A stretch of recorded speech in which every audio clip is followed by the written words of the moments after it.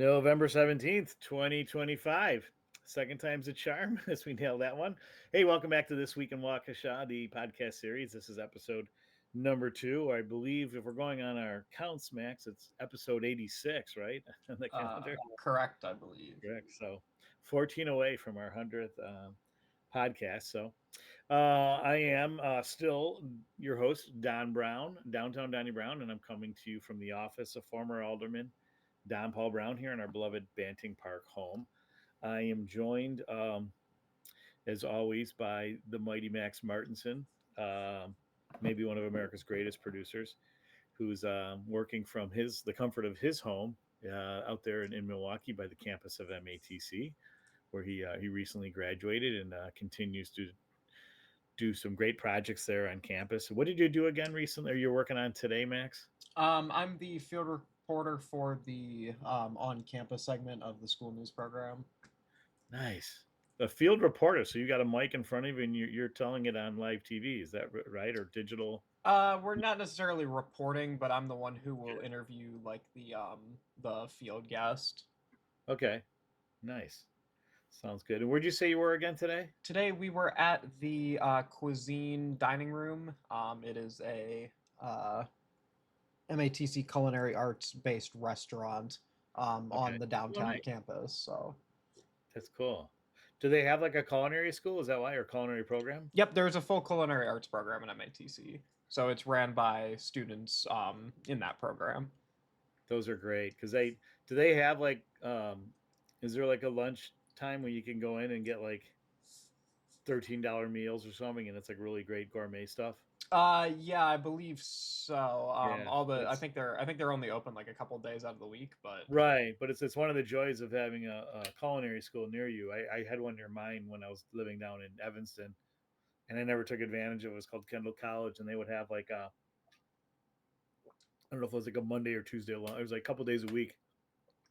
They'd open up their dining room, and the students got to display their best stuff. And again, you would get like really great, like gourmet type of food for a fraction of the price. You would pay a lot more money for in a finer dining restaurant. So yeah. that's a great time and a great experience. And I imagine on your kind of student budget or recent graduate budget, you may head over there a few times. Is that right, Max? Yeah, you're definitely not wrong there. You're a regular, yeah. So yeah, I'll have to meet you down there one of these days because I love that stuff.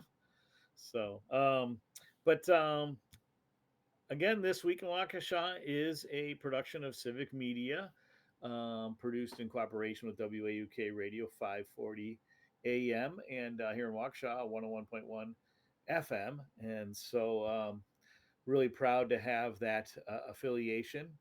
And big fan of the Civic Media mission, which allows programs like ours to talk about the local issues that matter to us and to act locally, think globally.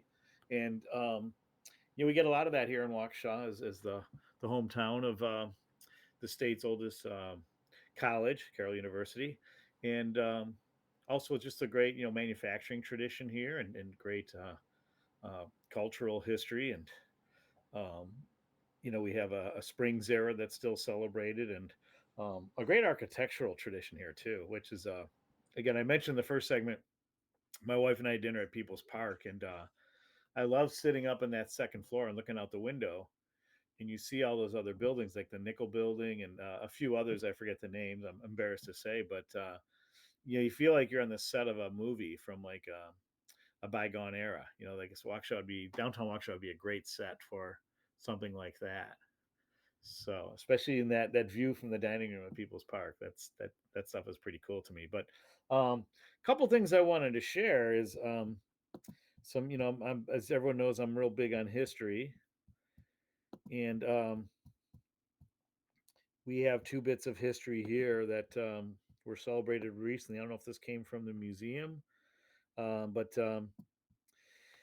again, it's the most significant remembrance this week is the 2021 Christmas parade tragedy, the parade attack, which killed six sons and daughters of Waukesha County, and there will be a memorial ceremony this Friday, the 21st at 4:39 p.m. and I'm hoping to catch that. But it's heartwarming to see the blue light bulbs going back up and recognition of that day and those events and just seeing Waukesha Strong, continue that spirit. That it's funny because in the last podcast I had Tyler Pudliner on, and we were talking about how well it was only 4 years ago, so in many ways it seems like yesterday, but it seems like it's more than 10 years ago because so much that's happened in our lives and in our community since that time, and I think that's kind of a good thing that we've grown, and especially when you see people like Tyler Pudliner, like Eric Teagues, like other ministers. For anybody that knows in the Catholic faith community, Waukesha knows Father Pat, who survived. He was injured by the vehicle and spent some time in the hospital. And these people are still, they're big. And I'm sure there's countless other people I don't know that were victims, and um, these people remain a strong part of the fabric of our lives, and continue to move on and do great things. And Tyler was sharing with me his project, bobbleheads bring us together, and he also and basically they deliver bobbleheads to kids that have suffered some sort of trauma or incident like what he had endured back in November 2021. Um, but it's also for again for kids and kids looking for that have a wish list on it, that maybe they come from families that are a little under resourced. And but Tyler's also working at the card, the sports card collectible store in that Coles Plaza near Flowers by Cami, and that's a great place. He works there, and they own another one in Southridge, so he kind of he jumps back and forth. But I'm really hoping to catch up with him there. But he's doing a lot of great things in his life, and um, continues to not be defined by what happened, but just shows a lot of strength and moving forward, and just nice young man, and glad to call him my friend and a fellow Blazer for any of you youth baseball fans here. So, but so yeah, so there's still a lot of content on um, what happened here. When I look at these bullet points from like this week in Waukesha, I don't know if it's like an article or just a Google, but it mentions the 6 people who were killed and over 70 injured, but it also talks about how it left hundreds with emotional and mental scars, and that's why usually when I end my final podcast evening, I always talk about how mental health is everybody's right, and I encourage everybody to take advantage of that when it's available. And I know that's not an easy thing to do because the cost of healthcare in general leaves a lot to be desired, and then you add mental health to that. That's hard, but whatever we can do to support each other is extremely important. Especially as many are still continuing to heal. I left. I was in the front of the parade, marching with Mayor Riley and with fellow Alder Beth Wilson, who continues to serve, I believe, the 8th District, and Mayor Sean Riley. We were all marching in the front of it, but we'd already left. We were on our way home, or I think in Mayor Riley's case, he was already in his home when the attack took place. And yes, there is a definite survivor's guilt, but at the same time, there is a bit of gratitude, at least for my family, that I didn't witness any of the what had actually happened and the trauma related to it. But as I mentioned here, though, there were videos of the tragedy were shared on social media, and so certainly America, the world, saw enough disturbing footage of what happened that it's still it's something we'll never forget, unfortunately. But something we've grown, and it's like like Chief Daniel Thompson said when he was on my show a couple of years ago, my radio show, that the Christmas parade attack was our 9/11, and Waukesha Strong is our city's anthem, and we really are. So, but speaking of Waukesha Strong, I didn't realize, and I feel bad because I haven't had him. Usually, I have him on the show around like closer to Halloween, but we definitely got to get him back because he's a now published author. Josh Hughes, the Waukesha Ghost Tours. He has published a new book that documents the city of Waukesha's most haunted places, and there is a paranormal history here, as many of my regular listeners know from those those annual shows that we did with Josh, and so I'm really looking forward to. We're gonna definitely gonna have to try to have him on to talk about that. Hey, no, not a bad idea for a Christmas gift for the readers in your family. So so yeah, I definitely look forward to learning more about that. Um, yeah, local author Josh Hughes published a new book that documents the city's most haunted places. I mentioned that. Okay, he also leads local ghost tours with the largest crowds appearing around Halloween. His book explores landmarks he believes are haunted, such as Prairie Home Cemetery, the final resting place of the boy known as Little Lord Fauntleroy. And there's a tradition too in the city I really like where children, especially, will go and they'll leave little toys on the grave of the orphaned boy that was brutally murdered. Was found like in one of the canals here in Waukesha. I think that was like in the 1920s.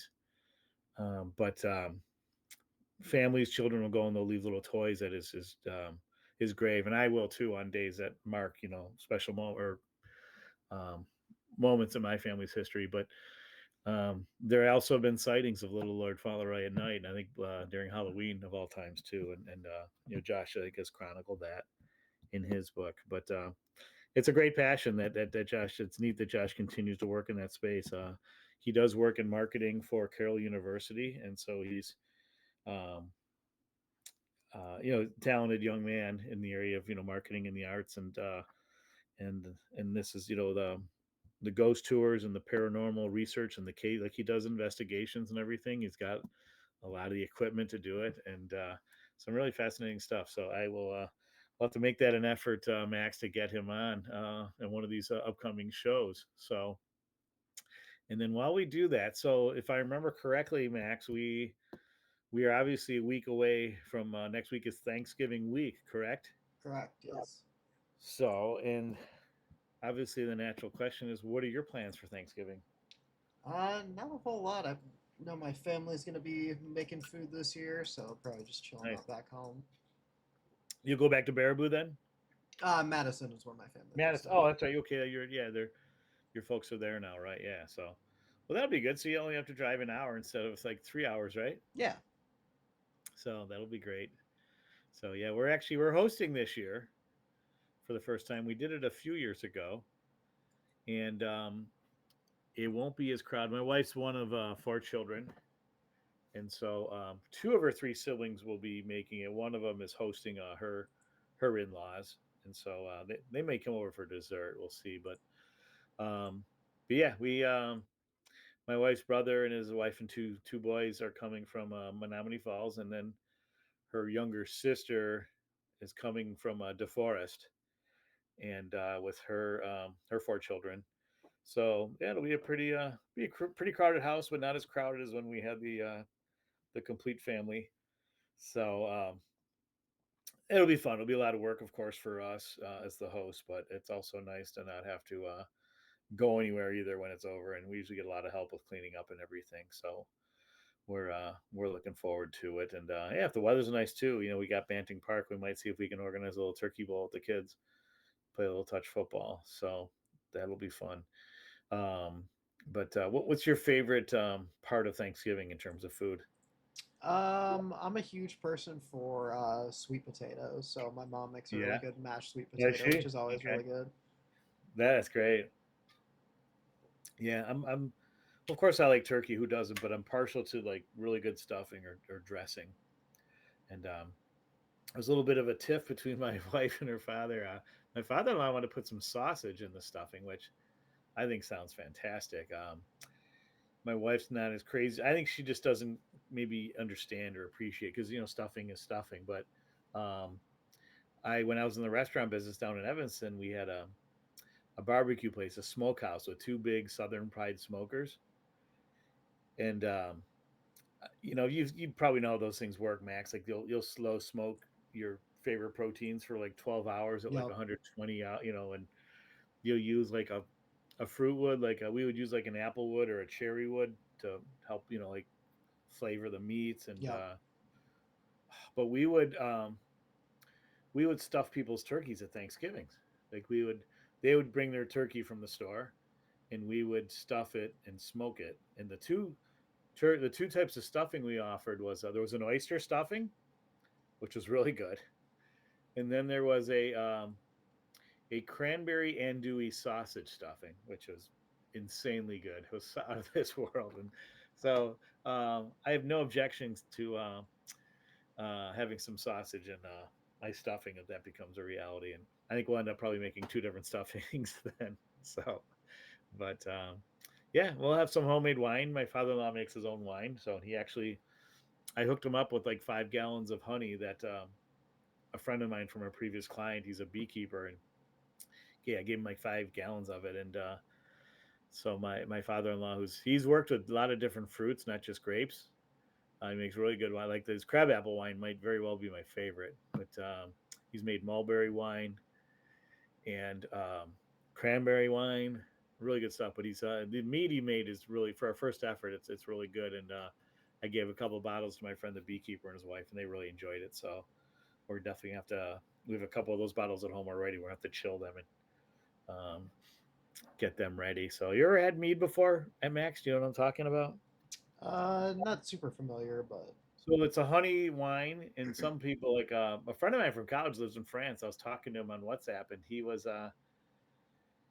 talking about he fortifies his mead so it travels better, and it's just maybe stronger in terms of its alcohol content, but that's good. That's becomes more of like a sipping wine, like almost like an after dinner like cordial. But it's really I do like mead. It's an Irish wine, and it was the drink of the High Kings of Ireland, centuries ago. And it was mead was served on a wedding day, and the couple would drink it on their wedding night, especially when the moon was at a certain point in its cycle, if you will. mhm. And if conception was achieved, it was a compliment to the mead maker. So that's where the term honeymoon comes from, by the way. It's the Irish mead. So, but it's good. I every year for our anniversary, as much as we can, we would go to Tufty's Table in downtown Waukesha, and they have some really great. It's a farm to table concept, and they source some really good wines in the region, not just from like California, but here in Wisconsin. And I had a glass of mead for dessert a couple years ago, and it was made in Algoma, Wisconsin, near Green Bay, Yep. and that was excellent. And so something I'm kind of looking forward to at Thanksgiving too is when you have a chance to enjoy local products. And with my father-in-law, it's the wine, and I wouldn't mind having some venison this year. I think, yeah, my brother-in-law would. He's a hunter. He would always bring venison sausage and jerky too, and he'd spice it up. That was always really good. But yeah, unfortunately, he's the family that's not coming. They're entertaining his family this year, but maybe we can get him to put some of that that venison sausage together because I dig it. So anyway, so yeah, in this final 2 minutes of this podcast, I definitely want to wish everybody a happy Thanksgiving. We should have, we'll have one more podcast before then, but I'm just not sure again with that short week. There'd be a lot of pressure on my friend Max here to publish that, so we'll probably be looking for the following week to talk about well, the Christmas season that's upon us. That kind of runs into Thanksgiving and in some cases Halloween. So I was hearing about people putting up their Christmas lights over the weekend in a work meeting today, and that was I'm still one of those like purists that like Christmas starts when Halloween's over, or like when Thanksgiving's over. Excuse me. It's like let's observe Thanksgiving and give it its it's just dessert in terms of a day to celebrate and enjoy. And I don't like this early Christmas stuff. So that's just me. But anyway, I do wish everybody has a wonderful, very happy Thanksgiving. And again, keeping in mind those we lost in the Christmas parade as we approach the fourth anniversary, the Christmas parade attack, and the many victims, and those two that still experience any trauma. I really hope that um, that they can get the help that they need, and sometimes that help is all around us with the city of good neighbors. So again, on behalf of my producer, Max Martinson, and myself, I want everyone to remember that, especially in this holiday season, safety is everyone's responsibility. Good mental health is everybody's right. Go Ramila Mahagav Goler, Esfiter Lin, Thousand thank yous to all of you, and Slan Mat, and see you.